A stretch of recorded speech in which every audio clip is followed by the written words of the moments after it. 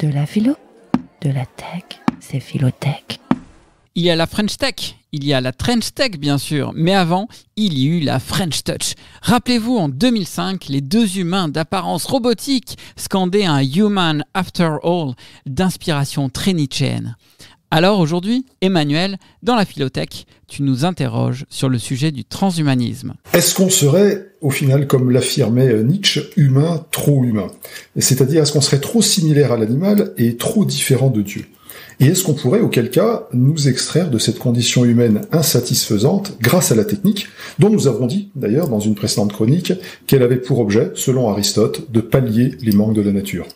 C'est en substance la question qui est posée par le transhumanisme, qui propose un programme visant à extraire l'humain de sa condition, à le transcender au travers d'un projet d'abolition de ses contraintes biologiques, dont la plus importante reste sa finitude.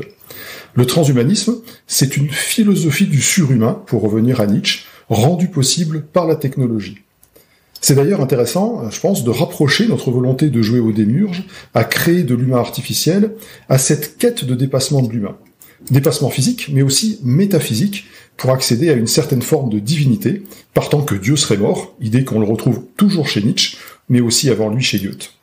Pour le philosophe prussien, il faut ne savoir vivre autrement que pour disparaître. Mais est-ce qu'une telle volonté de puissance, augmentée par la technologie, ne risque pas de marquer la fin de l'humain, la fin de l'humanité ? En fait, ça dépend de la manière dont on définit l'humain.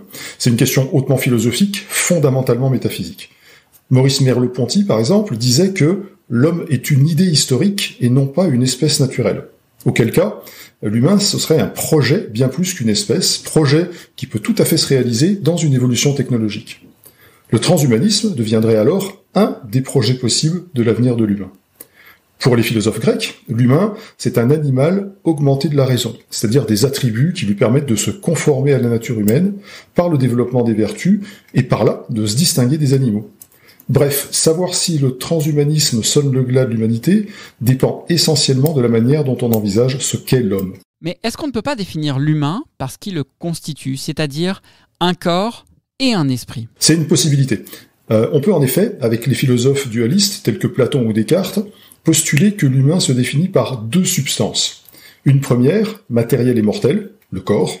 Une seconde, immatérielle, spirituelle et immortelle, l'esprit, qui est le lieu de la raison.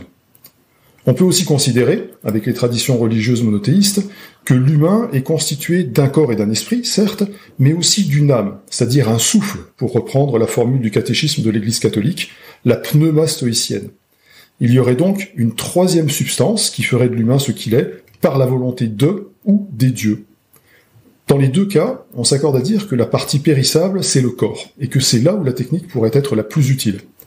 Elle permettrait de suppléer à la finitude du corps en lui substituant une enveloppe artificielle.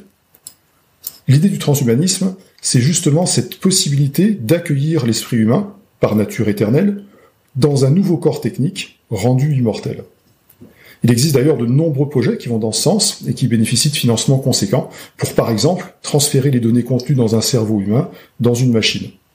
L'objectif, c'est ici d'accéder au vieux rêve de l'immortalité, auquel s'ajoute celui de l'augmentation des capacités cognitives humaines. Le transhumanisme est donc juste une étape supplémentaire dans le dessein prométhéen ? Exactement. Nietzsche, encore lui, écrivait que l'homme est une corde tendue entre la bête et le surhumain, une corde sur l'abîme.